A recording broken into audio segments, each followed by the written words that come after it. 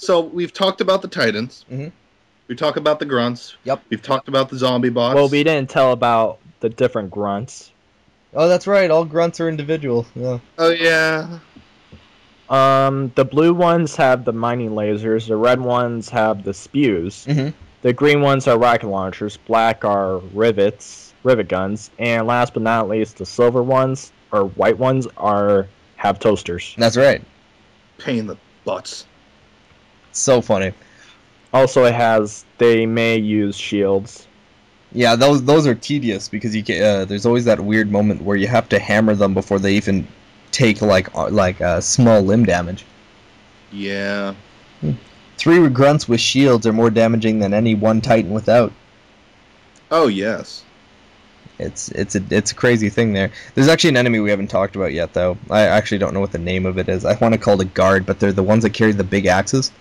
Oh yeah, I remember that in Droid Town. Oh man, when he first came out, I'm like, oh no. They can almost insta-kill you if you don't put enough distance between you and the like if you don't put enough distance between you and it, it'll run up to you and just hack you apart and kill you at like on the spot just instantly.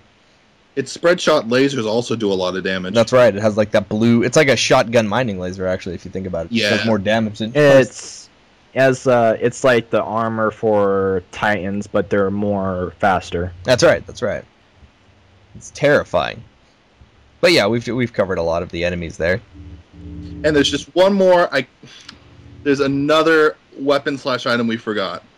The power-ups.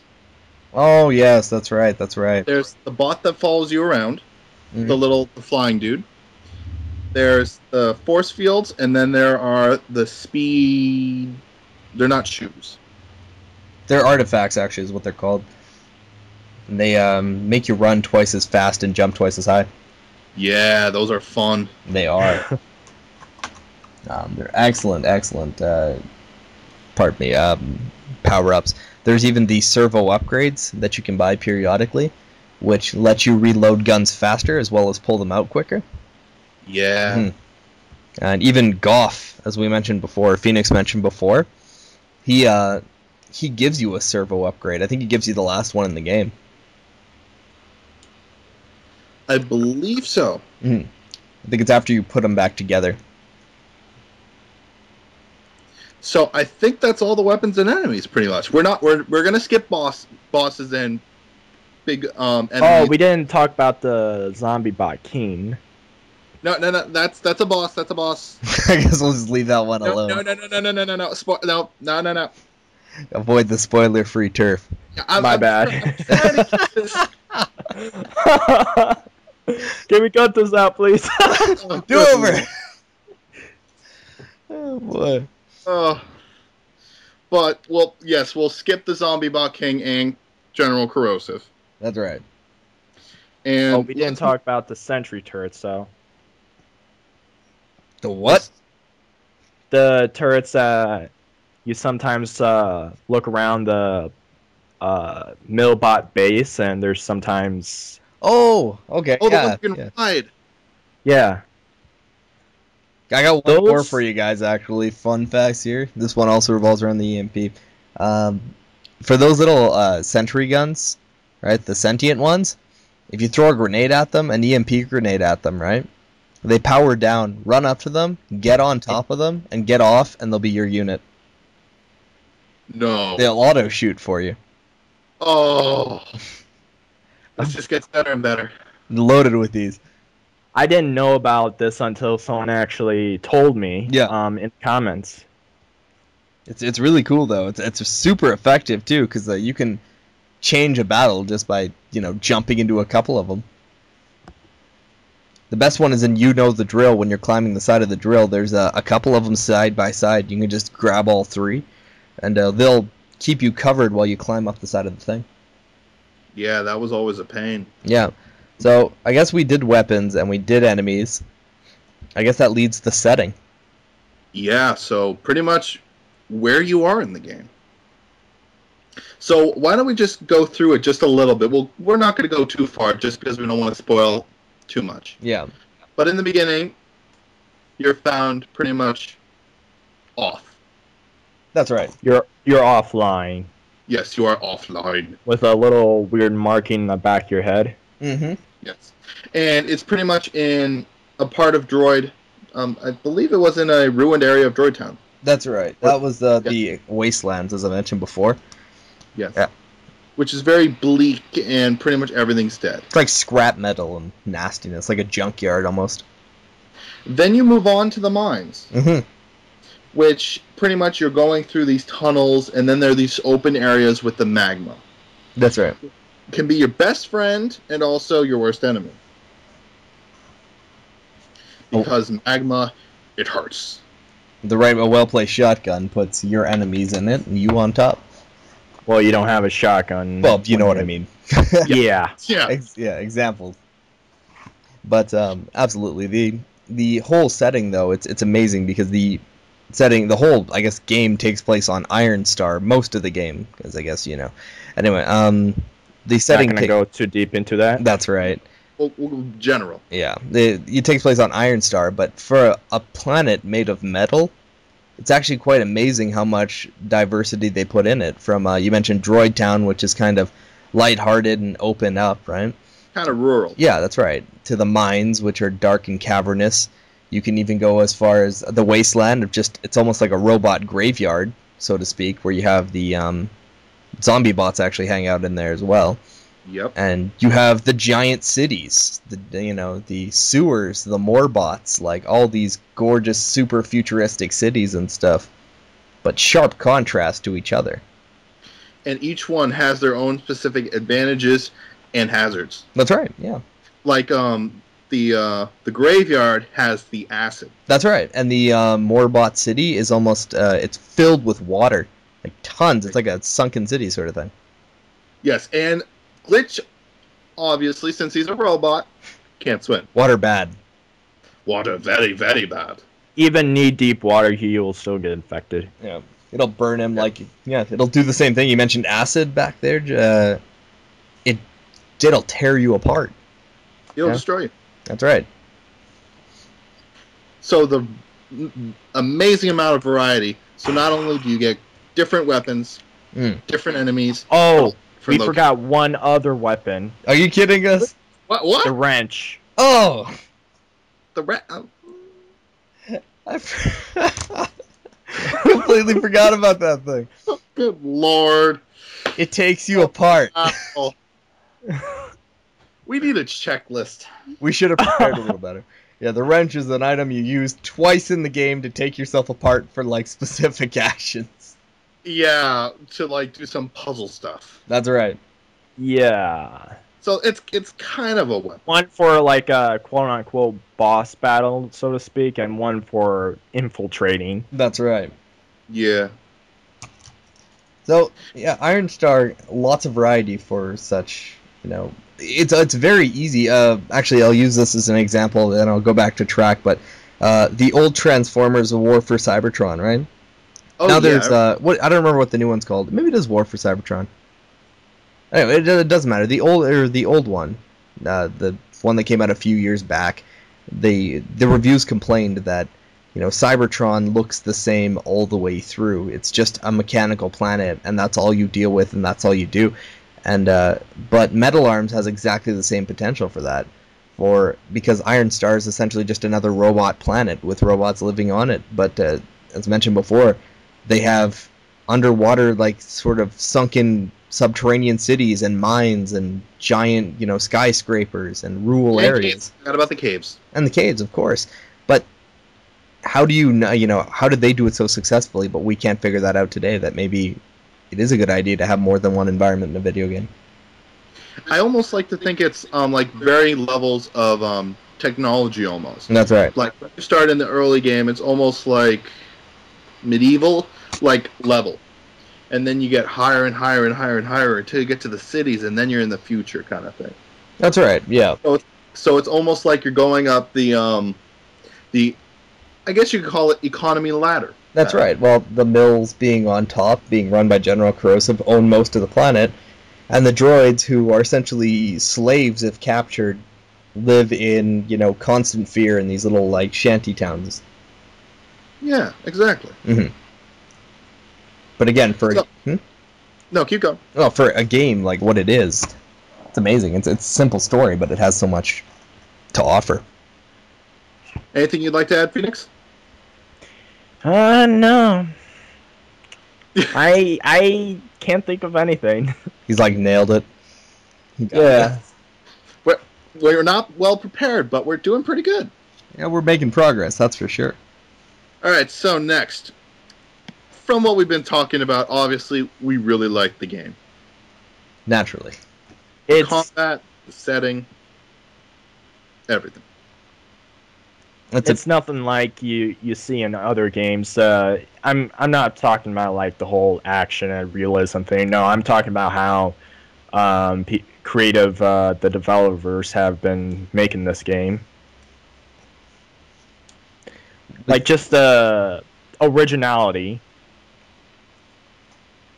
Yeah. And innovation. Okay, I'll go. Yeah. I'm sitting there and I didn't want to interrupt anyone. Yeah, me neither. The problem being with the platforming, actually, my favorite genre of video game is platformer. I love my platformers to death, but it's a dying market. People don't have reason to make platformers unless, of course, they double as other things or have other, Mario. Yeah. It's a sad market for them. We have like Mario, but people don't even play Sonic anymore, People want those super realistic shooters and their, RPGs, or even go as far as third-person action games seem to be really taking the market by storm right now. But platformers done right were absolutely perfect. Flawless. Metal Arms is my example of a flawless platformer. I mean, it did it well. It gave us a setting, lots of environment, lots of variety, and it lets us play around in a world. And granted, if you used the platforming well and looked around, it rewarded you for it. Exactly. Exploration is actually a good thing in one of these games. Exactly. Put in exploration in a lot of other games, you have a lot of potential. I was talking to White Fang there about Alice Returns to Madness the other day. And I mentioned it's a shame because they've created such a beautiful world, but they don't really let you look around it. And if it's too linear. Exactly, if they did, maybe you could find cool things like give Alice new power-ups, or maybe give Alice some sort of special combo tree or anything, right? But they didn't even think to give me the option to jump over the giant mushroom and go explore behind it. Yeah. Exactly. Now, I'm not going to be one of those people that bitches constantly like everyone else does about this other than 12-year-olds. That's right. But I'm going to make the reference to Call of Duty. All right. I'm going to try to keep these... I'm not a big fan of Call of Duty, but go on. I'm not going to be a dick to it, but I'm just going to use it as comparison. And I'm going to try to keep my examples pretty well known so everyone can understand where I'm coming from. And the thing I'm noticing is shooters are becoming more commonplace and very, very similar. Yes. Like Memoirs was saying before, it's become more realistic. Mm-hmm. And not as much innovation. So, like, as an example, Call of Duty's fun. Yeah. Don't get me wrong, I'm not saying it's a bad game. Honestly, I just think it's a little overdone. That's right. And it needs some more originality to it. It just can't have the same thing over and over again. Exactly, like Modern Warfare 1, 2, and 3, they're pretty much it's the same thing. Modern Warfare 2 is like the DLC of Modern Warfare 3, but $60. Yeah, here's the thing, too, right? We look at how games have changed over the years, right? Shooting used to be a completely different animal. In a shooting game like Quake, Doom, Turok, try to think of another one real quick off the top of my head. Quake, Doom, Turok, whatever, right? We'll use those as my examples. It wasn't about how super realistic it could be and how pressing the plot could be and how dramatic it was. It was about amazing guns with giant monsters. Unreal Tournament would have been a good example. Yeah, you can tell my mind was still looking for it. Let's have a gun, cerebral bore, by the way, that fires off and tunnels into a guy's head, and then for a few seconds he's allowed to live, and then you press the button again and his whole head explodes. that at that time was something amazing. That was where that was what people wanted to be playing. They wanted those gory, super cool shooters. But now it seems like people want as much realism out of their, AK-47 as they can get. They want a pressing matter about, modern current events or something that could possibly happen in the past or the future. Nothing too crazy, right? Yeah. With a gun that's probably the most colorful gun you could squeeze into that game would maybe be like a flamethrower or something. Yeah. Exactly. Actually, fun fact here for you guys. I keep doing this, but in Black Ops, this one's a little more difficult, but in Black Ops there's a level where you can actually get yourself a BFG. It's not actually the BFG, but it's like a sonic boom cannon. So BFG meaning big fucking gun? Yeah, from like Doom. Essentially all it was a big cannon that you would mount over your shoulder, and you get it for like one level, and it has like a few things, but you had to go through a series of events to do it. Oh, that. Yeah. You get that in Nazi Zombies. Do you really? Yeah. Yeah, it's in single player for a bit too.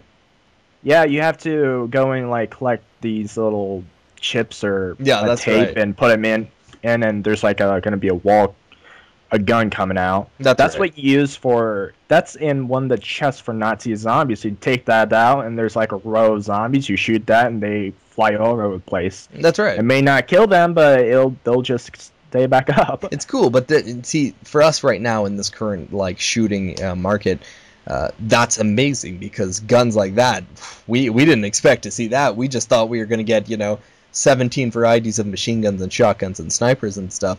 But to put in something fancy, it's amazing. But going to an older market or like an older shooter, that's probably cool. But what else is in the game? Where's the freeze thrower? Where's the impact hammer? Like all this craziness, right? This what kind of saddens me is most people want realistic things. Mm-hmm. They want Call of Duty, but they want more AKs, more realism. Dump all the realistic stuff into this game as much as possible, and keep up with the action and stuff. You can't have all of it right now in this current generation. Yeah, I mean, why don't we have? I mean, granted, there's the odd shooter that's getting released that does do this, but I find it still kind of a scary market for them to dive into. Even Resistance 3 was it was a step in the right direction. It had like the parasite guns, and like I mentioned, freeze throwers. There was a black hole shooter. Like, that's cool. That's awesome. Resistance 3 is almost like Half-Life. Yeah, that's a good way of putting it. But we're off track anyway. White Fang. Yeah, we're kind of getting off track. Yeah, all right. I was about to cut you off. Yeah. What were we talking about again? He brought up impressions. So we pretty much said what we like about the game. That's right. Now let's get into the negative. Yeah. Now I'll start off. Now most of the game I really like. Yeah. But I remember very clearly. It's really weird. There's like one spot in the game where it suddenly takes a huge jump in difficulty. And I believe that is when you're in the city and you're able to drive tanks around. Yeah, I'm trying to talking about yeah, I'm trying to remember. And you're in the beginning. You're running down this long street and you're getting nailed by so many enemies and you're constantly surrounded. And I remember dying so many times. Oh, that part. I'm not talking about like 4 times. I'm talking about like 20 to 30 times. That's right. It's. Are you talking about where General Khrushchev has that statue of? Are you talking about that part? Yeah, that's the one. Yes. Now, like, I'd understand if it got mildly difficult, and it does, but the difference between the previous level and that level is like a mile. That's right. It's so overwhelming. Now, I love how there's so many enemies, but I would like it if they would have toned it down a tiny bit. That's right. On that one level, because that one level is just like, oh my god, please leave me alone. Yeah, I feel that. I can relate to that. So many enemies. Other than that, I don't really have too many issues with the game. There's some puzzle stuff. Puzzle games, what do you call them? Well, there's just some stuff that I couldn't figure out, like one of Slosh's, triple Slosh, jump? Yes, yeah, his mission. I didn't really get what to do, so I was running around the level for 30 minutes trying to figure out what in the hell am I supposed to do here. Yeah, I can definitely see that. All right, I got 2. There's something to add in one last thing. I just remembered one other thing, which I was stuck on, and I think I just succeeded because of dumb luck. That's right. Remember the part when you get brought into the factory? I can't remember the name of the level. Mm-hmm. And you're supposed to sneakily find an item in these trash bins, and then as soon as back, you have to get in that one certain bloody spot. And it is next to impossible. Oh, it is so picky. Oh my goodness! All right, you both know what I'm talking about, right? Yeah, that's right. Yeah, but that's kind of easy. It's just that playing Simon Says is a little difficult. I hate making the wrong mistake and having to restart. Yeah, I mean, you get 2 chances. That's right. I think you get 2 chances before they mulch you in the machine. Yeah, for some reason they just pick you up and then kill you. It's okay, you could have done something there. Yeah. Yeah, it's I could have fought back. I probably could have gotten out of it. I better just jump into this machine. Yeah, they should have just done something the character's gonna go and resist. They're gonna have gunfire all over you. That's how it should have been. Yeah, my 2 issues, it comes from 2 levels, actually. The first one, you want to talk about breaking up the pace, there is one level, and it's always the one I get stuck on the hardest difficulty, but I don't know what it's called, but you're on the turret, and you have to defend against waves of cars and ships. Oh, God. Oh, the turret level. It takes so long. Why did you have to put that up, man? It's so bad, but if you screw up, you have to restart, and I don't even mind, but it's got to be at least 5 too many waves.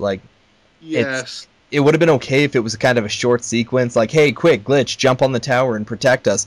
And they had even a time limit I would have been okay with, a time limit of maybe 2 minutes of raw defending, I'd be cool with. But if one car or plane gets through, you have to restart. The other one where you mentioned difficulty spike, my difficulty spike is in the second last level, and it's probably the first. It's not the first time you deal with General Corrosive, but you're running around with room with him, and you have to collect 5 chips for I'm not going to say what, but oh yeah, he can kill you automatically, and it's a random draw. You mentioned trying to find the chip in the boxes, in the Simon Says level. That is you have to shoot the boxes until they explode, but there's hundreds of them. I found out later that they're actually in the same spots every time, but there are hundreds of these boxes, and the first time I'm playing through, I'm trying to avoid getting stepped on while shooting these things and staying alive because he shoots at you. That was an absolute piss. I find that level easy. Really? I mean, yeah.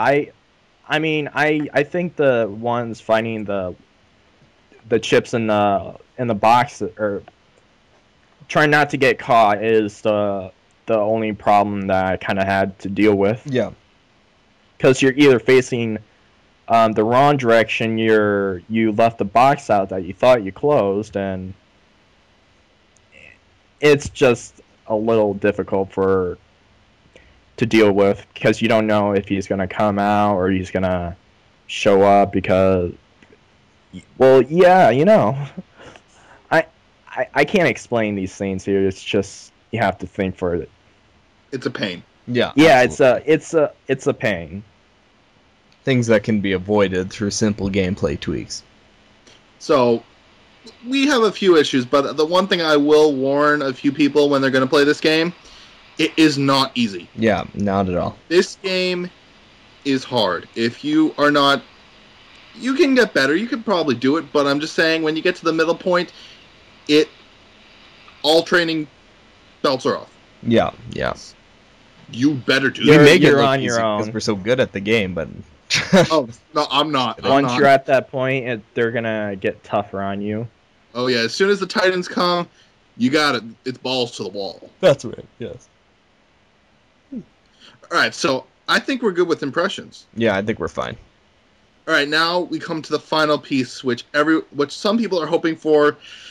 I don't really think it's going to happen. Is a sequel. Yeah, we can always hope, but we want one, but honestly, I don't think anyone really thinks it's going to happen. Yeah.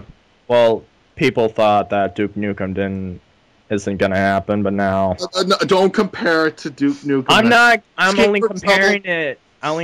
Comparing it to their 12-year sequence, which you never know. It could be picked up again.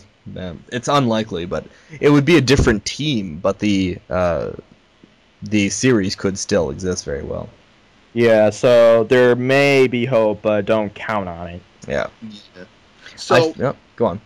No, you go first. What I fear is that if they were to do a sequel, they would more likely try to reboot it or something like that. Like maybe, hey, look, Metal Arms. Look at all these cool characters. But they would take the gameplay, but they would ignore the story that has already been played. They would ignore the story and then put their own little thing to it, and that's right. Yeah. And then Metal Arms fans are gonna get angry about it, while other people who actually knows about it because it's a whole popular organization that actually made the thing thinks, oh, this is the best thing ever. Yeah, we should make a sequel to the remake. Yeah, I fear, but that's just a fear of mine. It doesn't guarantee anything. I mean, the groundwork's already either set. Could be. So what I had was it may be rebooted, or they may come back to making it, but they may reboot or remake it, or reboot or have a sequel to it. Who knows? Or they could have a prequel, for all we know. That could work. That's right. I mean, how did we find Glitch in the ruins? Like, how'd he got there? Yeah, any way, any means of sequel or more extended gameplay, I'd be quite pleased with. Let's just hope they don't do that thing that they're doing with Ratchet and Clank, where they release micro games. No. Because I don't know if you guys have heard, but because they already did Quest for Booty, and Quest for Booty is a good game by all standards. It's an amazing DLC game, or downloadable content game, but it's too short. They don't really give you a good Ratchet taste. Well, they're releasing another one, this one being Full Frontal Assault, and they are going to be doing the same thing. It's not going to be a full Ratchet and Clank game. They're just going to release a small piece of the pie so people pay for it, get really pumped, and then wait for the next one, right? Mm-hmm. I fear that I've heard of Quest for Booty, but I just didn't really pay attention to it. Yeah, Quest for Booty is good, but it's still too short. Bosses, anyway. Sequel-wise, though, White Fang, you got something on this one? It's almost like a DLC, I was saying. Yeah. But the big thing that I'm just worried about is it seems like a lot of these reboots, when it's not handled by the original team, is what they're usually doing is they're pretty much getting away from what we loved about it. Yeah. Yes, the guns are great. Yes, the environments are great. But it's all about the atmosphere and the development. Yeah, it's soulless. Yes, exactly. Like, I know I'm going back to this again, but it seems like a lot of shooters nowadays, it's all about gameplay and no one cares about story anymore. That's right. That's why, personally, I love RPGs, because it's all about the story and the character development. And there are some shooters out there like Mass Effect, not 3. Not 3. I'm pretending 3 didn't exist. Mass Effect. I have the third game. Well, I do too, but it's right now in the drawer of shame. Just because of the ending. No, it's not the ending. It's guys, we're getting off topic. A tiny bit. I'll just say one thing, and then we're going to drop it. And that is, in my opinion, if you succeeded in keeping all your characters from Mass Effect 2 alive, or some of them, that's great. And we were like, oh yes, if they survive, they're going to play a big role in 3. No. No. Because they were like, oh, we might have new players, so that means we got to put in the stereotypical ones too. So that means we can't develop a lot on the original cast. Well, I think after let's face it here, after it became when they realized they could make a lot of money from Mass Effect 2, after the whole your game carries over and all your choices make all the difference, right? I think at that point, when you realize you can make a lot of money from a franchise, that's what people do, right? Exactly. For goodness sakes, man. I mean, like, my buddy, I don't like to do this, but and I'm not knocking any of the content they released. I have a diehard friend who loves his Xbox and his Halo, right? And he was one day he was telling me that Mario's such a sellout because of all the stuff he makes. And I said, but buddy, you have to think about it from the perspective of Master Chief is also selling out pretty quick. He doesn't have a soccer game, but we're seeing a new Halo game every year. And exactly. I said, now, I believe after Halo 2, they were supposed to, I'm not doing that finish the fight crack, but they were supposed to be done with their trilogy. And I mean, I understand if they want to do some other stuff on the side, but we had Halo 1, 2, 3, ODST, Halo Wars, which was a real-time strategy game. Reach. And now we have 4 coming. That's like 7 Halo games, man. Yeah, and but 4 isn't really into the whatever enemy is. Yeah, it's not quite on the table, but my point is that's still like 7 Halo games over 2 generations.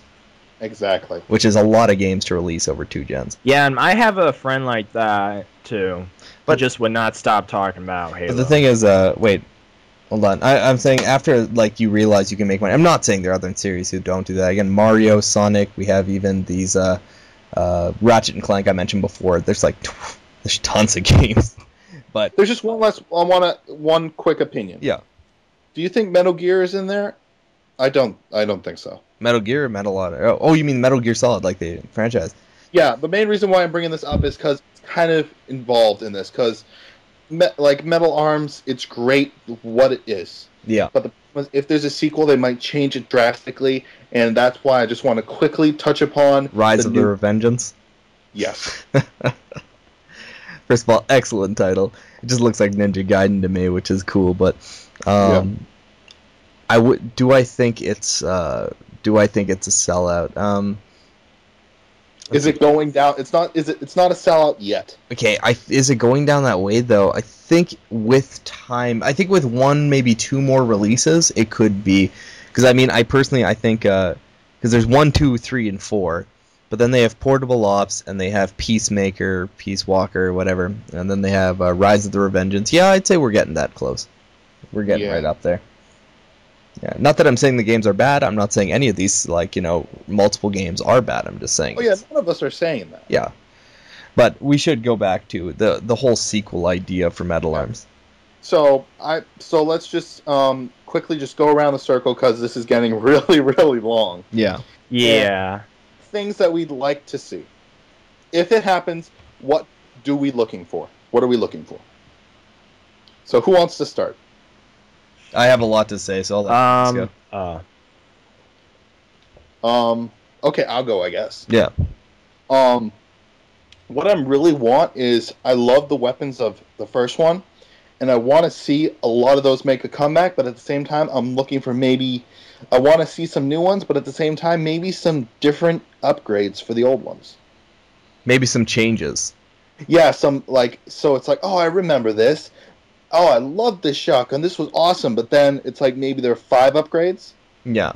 Maybe the few bullets explode on contact or something like that. Yeah, or maybe it becomes like you get like bullets that when they hit someone, they start to short circuit or something. Yeah. It's like really interesting improvements, but at the same time, don't leave the original. That's right. My biggest gripe with this that I'm worried about is if it does come to be, I'm worried that they're going to be like, you know what? We're going to take the baseline of what Metal Arms is, and we're just going to rewrite everything. I don't want that. I want some innovation, but at the same time, I want to be like, yes, this is a Metal Arms game. This is something that I like. Not, it's called Metal Arms, but is this really Metal Arms? That's right. You know what I'm coming from. Right. By the same regard, you could also use enemies on that list with literally replace everything you just said in that sentence, but replace weapons with enemies, and I completely agree. Add that on to what you said. Yeah, I don't really have specific things that I'm looking for, to be honest. Yeah. It's just I want them to be innovative, but at the same time, I still want it to be Metal Arms. Mm-hmm. So that's me. I'm thinking that they may... I mean, I'm looking forward to, like, new places, like, places to go, places to see. I mean, like, you could probably go to even a different planet and see what the heck's going on there. There might be even organics there. Explore the universe of Metal Arms. Well, I mean, not the literal universe. I'm just saying, like, some of the environments from prior to the first Metal Arms game. Let's make some lore. Yeah. Exactly, because there's tons of it. Mm. But wait, hold on.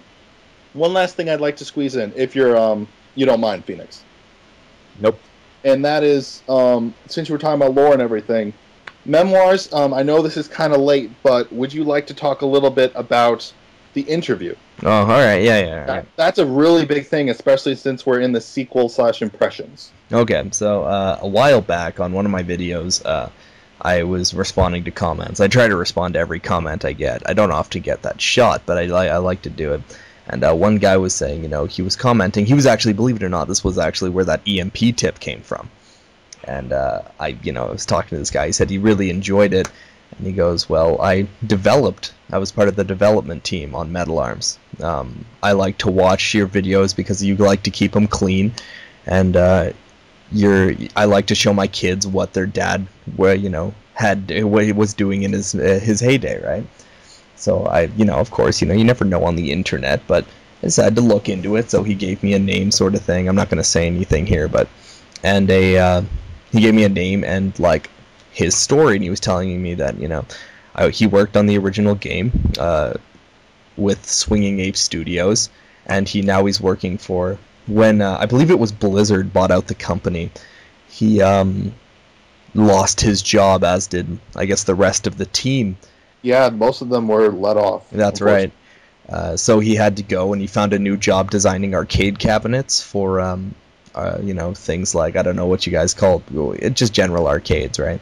Yeah. So what ended up happening was I asked him, it's quite this doesn't happen every single day, right? So I started talking to him about it, like what was it like, what were the plans, what went on with the development, sort of thing, why the cliffhanger ending if you didn't make a sequel. And this guy ended up telling me, he goes, well, that's kind of the problem. There was always intentions for sequels. They wouldn't have left it on the cliffhanger ending. It's quite a big one. If they had no intention. So they didn't realize they were going to be purchased out and lose their jobs. But there was originally plans for a Metal Arms trilogy involving all these questions to be answered. For instance, Glitch's origin stories. Phoenix mentions Glitch has like a weird circular, it looks like the artifacts that you pick up for speed boosts on his head.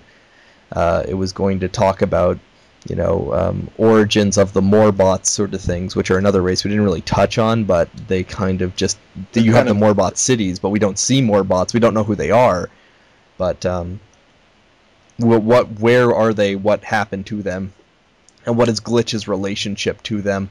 There was going to be much more from the Mills. The second game was actually going to be more of a scattered, and the Mills are scattered now that their leader is their leader is gone. I'm just going to cut that right there. And they're a little more, frightful. What happens with Dr. Exavolt? There was going to be a new villain that was to come up. He didn't tell me what it was or any, details on it, but there was supposed to be something that was... It was going to be a new enemy, like a far greater enemy than the Mills ever could. We were going to see the rise of General Corrosive again. Which is funny because he gets trashed. I suppose he doesn't really die or explode, though. He's just left in the graveyard, right? So we're going to see the return of General Corrosive in multiple different ways and a satisfying conclusion to the series, right? So there was always plans for the Metal Arms sequels. but they just never came to fruition, which also leads me to believe that we might not get them if the studio, because although Blizzard may if the studio stop being dicks and release it. Yeah. Well, see, if Blizzard does own the rights to Swinging Ape, or I guess, yeah, if they purchase them out, I mean, they close the doors, I guess they technically could release. Blizzard doesn't often release, you know, anything but, like, competitive games or, you know, WoW content, right? Yeah. But if Blizzard does have the capability to release it, but the team that, you know, you would know that made Metal Arms in 2008, I think it was, they've far long disbanded by now. That team is completely gone. But it could potentially happen. But it was definitely interesting to go on to, again, he was the one, he also brings up a few more tips and tricks in the game, stuff like that, right? And this game was apparently their baby, and he loves that to this day people still, you know, sit and do what we're doing right now, which, you know, we're talking about it, we get the word out, we want people to go, we want them to play it, because it means so much to him that it means so much to us. Right? I didn't get too far off topic, did I? I was prattling. No, that was perfect, actually. Yeah. I'm just going to say one more thing, and then I'm going to give it back to Phoenix. I'm sorry for interrupting you, man. Oh, I was done with that. Oh, that was perfect timing, then. All right. That's one last thing that I will say about my fear is it sounds like they had this all planned out. Yeah. This was just the first one. They had the story. They had everything ready. Now, from what we saw in the first one, it was great. Everything was clean. It was interesting. It was exciting. That's right. So I'm pretty sure that it's kind of like with the Lord of the Rings. I'm going to just say that as example. Mm-hmm. He had the basic outline of the whole thing already made before he wrote each book individually. So pretty much if your main idea, which is fleshed out pretty heavily, mm-hmm. the part one really works, most likely the other parts will too. That's right, yeah. And especially since you mentioned that they're gone. Well, they're not dead. But that's my knowledge. They've moved on. That's right. The story, they have the rights. Yeah. Blizzard, but they might not have everything else. The story might be gone. Mm-hmm. All the amazing fleshed out stuff that I guarantee that guy had, but he was kind of, I don't really know, shouldn't tell you kind of thing. Yeah. Just in case. And it's just, I'm worried that it's lost. And there's a good chance of that. And it's a lot nicer when you have one of these really long, well-written stories, and you just push it along and stream it towards multiple things. While if you have one that's already been made and then you try to work off of it, the second option usually doesn't work too well. Optimistically, we can always hope, but... Yeah, we can, but it's just, unfortunately, if, like, just another one as an example, like, let's say a game was made, like, no, I don't want to say that, if it's been a long period of time before one idea has been made and then they try to work off of it, usually the big amount of time between the two, be it the advancement in technology, the difference of ideas from back then to now, they usually don't mix too well. That's right, yes. Which, in my opinion, is why a lot of those third or first-party shooters that you were talking about, like Doom and everything like that, they're not around today because it's not in the mindset of players to want that. That's right. That's why it's really hard to find a new one of those nowadays. So that makes me think, if the framework is gone for the other sequels, I don't know how it's going to be done. See, it also comes to, if Metal Arms 2 came out, we would love it, and we would find a reason to love it. But I mentioned the reason Doom and, Quake aren't around today is because there is a new market. People don't want Doom and Quake. They want Modern Warfare 2 and 3, and they want Black Ops 2. I'm just using one company as an example. It's a really bad idea, but, there's like the Medal of Honors and, things like that. Don't get me wrong, there's still like those fun science fiction-y games. Like, you have like Crisis 3 coming out where you're a super soldier, right? But yeah, as I mentioned earlier, platforming is a dying genre. It's my favorite genre. I love my Mega Man and stuff, but when they're not positively reviewed anymore, they don't do for people what they used to, right? You can't just pick up the, I don't know, I'm trying to think of an example here. You can't just pick up Super Mario Galaxy 2 and give it to the entire market now. Not everyone's going to buy it. That was a bad example, by the way. I'd better use like Vex or, I don't know, Rough Trigger or Tide the Tasmanian Tiger. Oh, I've got a good one. Well, actually, no, that one was really well received. Well, actually, that would work because the ones you're talking about are really great. It's just not everyone would like them. Exactly. I think the example might be Limbo. Yeah, okay, yeah. But Limbo. Yeah, that platforming idea, right? It probably wouldn't wash over with the people right now. So if Metal Arms 2 did come out, they could change absolutely nothing but the enemies, the guns, and just give us a new environment. I would love it. But they'd give it to everyone else, and they'd be like, well, what is this? What is this crap? Like, that's not what we want. Exactly. We want AKAs. We want realistic shooters. We want deep suppressor, battle systems with great cutscenes and stories, yeah. Yeah. But, so that's us. So, why don't we get to you now? Phoenix and I have had our say. What about you? What about me with what? Well, we just went on deeply, about our hopes. And our hopes. I see, yes. Yeah, hopes. What about you? I think you nailed it. You guys both did an excellent job. Really, hopes for a sequel. I would hope for, as you mentioned, the evolving guns without changing too much of them. I would like to see new enemies. As I mentioned, he mentioned there something about a new arising enemy, right? I love the zombie bots. I'd love to see them come back. I would love to see them come back in different forms. I'd love to see something else even more than that. Maybe the Morbots could show their heads. Phoenix mentioned organics, right? Yeah. Maybe that's why the Morbots hide. Maybe they're not robots at all. And maybe that's why, maybe they built the robots and that's why Iron Star exists. But I have another thing that keeps bothering me is, how's their fire? Good question. Fire needs air. Yeah, but this and it's a world full of robots, and you see no trees.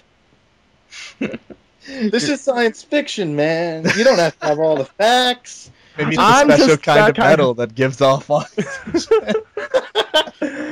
But it's all the rust. It's the rust. It's the decomposing metal. I would love to see some. But in order to have rust, it would need air. Yeah, super metal. That's what I'm telling you. It exists. Yeah. I'd love to see the Morbots come out. I'd also would really like to see. I think they did boss fights very well in Metal Arms. I think they're all really cool. I'd like to see more boss fights. Maybe not too many more, right? Because I think it'll kind of taint the experience. There could be some mini bosses. Yeah, mini bosses even, right? Like, I mean, even some sort of super titan or something, like a prototype. I don't care. Like, just something in between to break up the action with some cool, action, right? Yeah, instead of repetitive shoot, die kind of thing. I'd also like to I would really like them not to go too hard on the set pieces are really big right now. I would not like to see very many, because I think Metal Arms did an excellent job of creating its own set pieces, right? Yeah. Things like the driving sequences White Fang mentioned, where it's all adrenaline all the time, and you're on a time limit to get to the end sort of thing. The game isn't forcing you to do this. This is just you playing the game. Or, I mentioned fighting General Corrosive or trying to avoid getting stepped on by him. That's awesome. That's cool. That's not scripted. That's happening. That's dynamic. But I'd like to see more. I just like to see more Metal Arms, honestly. I think Phoenix mentioned it well. New environments.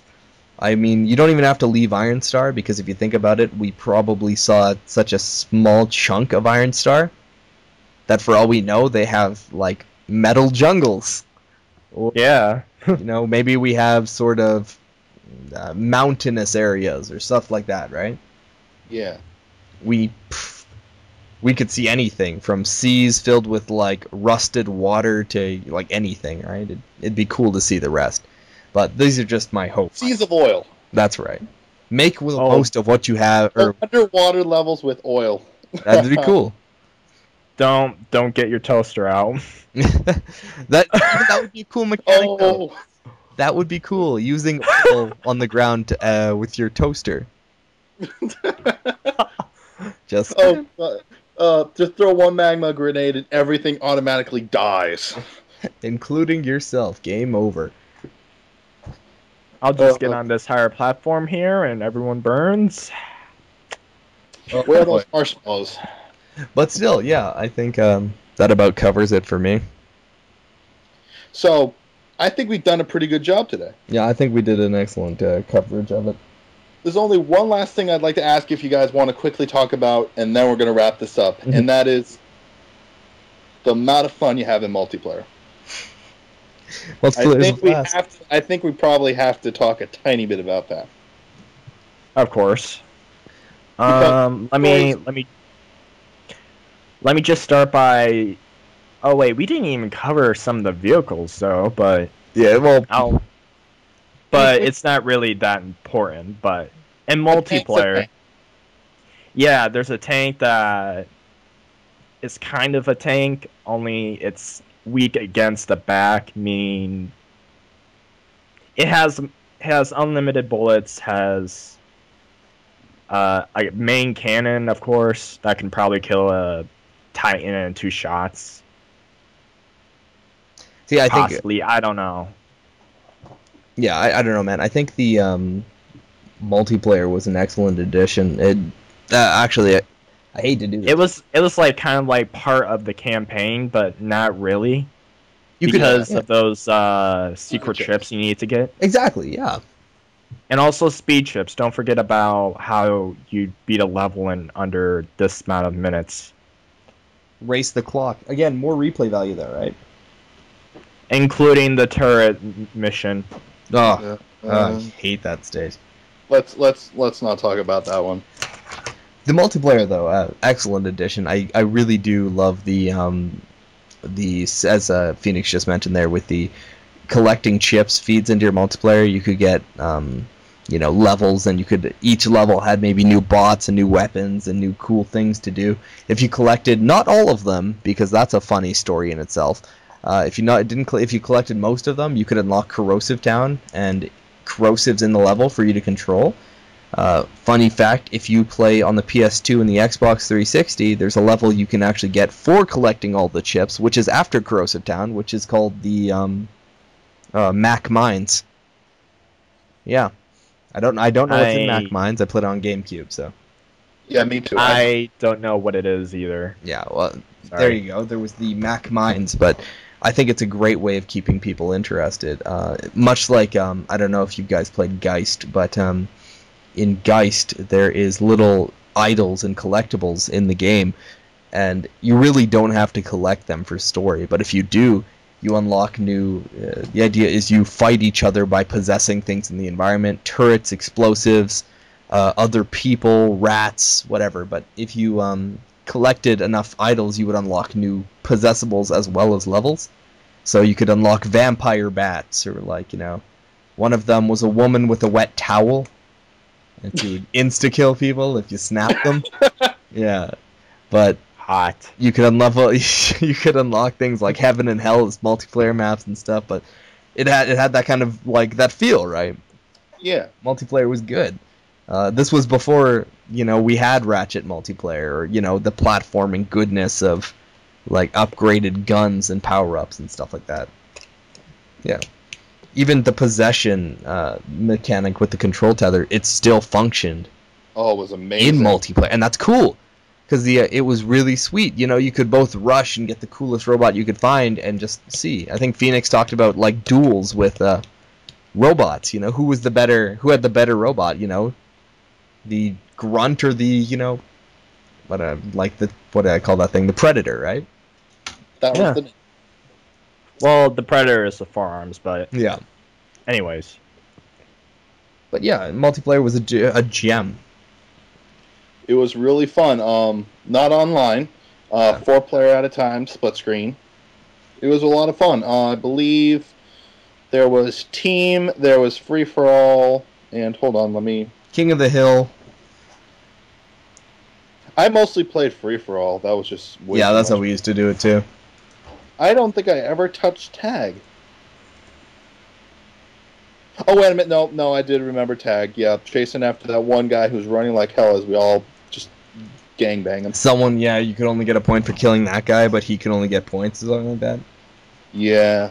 Juggernaut. Yeah. But multiplayer was a gem. Like, it was golden.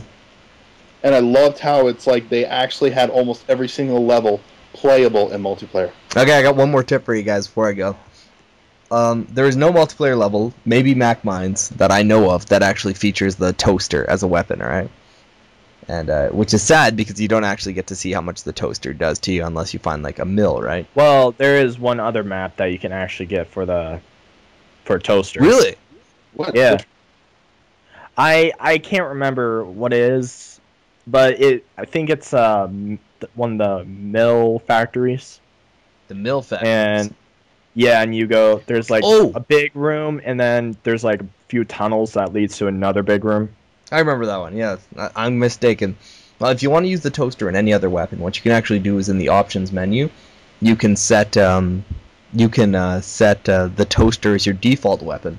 Yeah. And that way you could always have a toaster. Fun fact, too, you could also enable co-op mode this way. Yeah. In the options menu, pick a level with lots of bots in it. Not like, the kind of like possessable sort of control tether bots. I usually recommend Big E's house, as well as what is it called? Matt's Big Gun Fun. And you go to the options menu, and there's a bot's. I think it's like a bot's passive state, and you can turn that from off to on. And what it automatically does is when you start the level, all the robots turn on like they would in single player mode, and keep coming after you and killing you. But you can turn it on a life mode, and you can just play until you run out of lives. Or maybe set a time limit on it and give yourself a certain amount of lives. Yeah. Fun fact for you guys.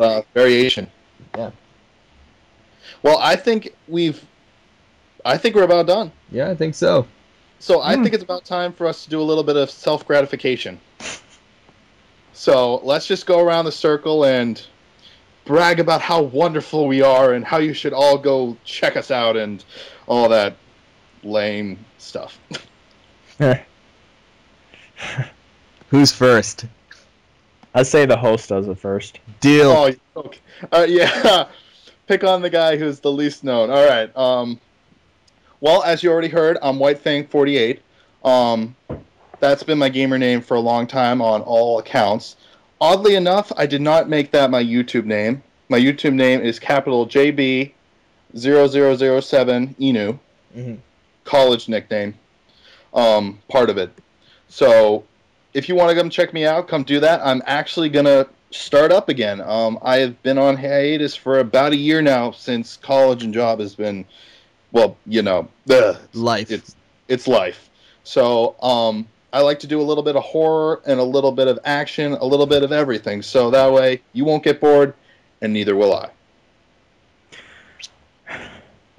Go on, I guess Phoenix. I'll start. Well, I'm PhoenixBlazeZ1. My name came from the idea of writing a story that I haven't actually done since freshman year of high school. It's also my YouTube name and my PSN name. I have well over almost 2,000 YouTube videos from playthroughs back for 2 years ago. And I guess I'm the highest amount of subscribers in this room right now, and I don't like to brag about it, but I mean seriously though, but I don't want to brag about that. All right, Trevor, go ahead. All right, right on. So this is Gaming Memoirs. Happy to help. We sit, we play. I've got an active YouTube account. I don't know my subscribers. I don't know my viewers. I just love to answer comments and sit and play. We've got lots of game playthroughs going right now. I'm especially fond of Strange Bosses and Let's Not Play, where we sit and we discuss video games, much like we did today, with a little less depth. We just kind of pick a random game and sit and play with it. I love to specialize in playing obscure miscellaneous games. Right now we're not doing a great job of that, but join us on the channel if you want to take a look and listen to the whole Gaming Memoirs family. There's a few of us, and tune in to play some games. That's all I got, guys. You're up. All right, well, that's us, and I think this is about time when we call it a night, and instead of talking about games, we actually start playing them. I'm in for that. So this has been White Fang. Gaming Memoirs. PhoenixBlazeZ1. And that is Metal Arms, and go check it out, guys.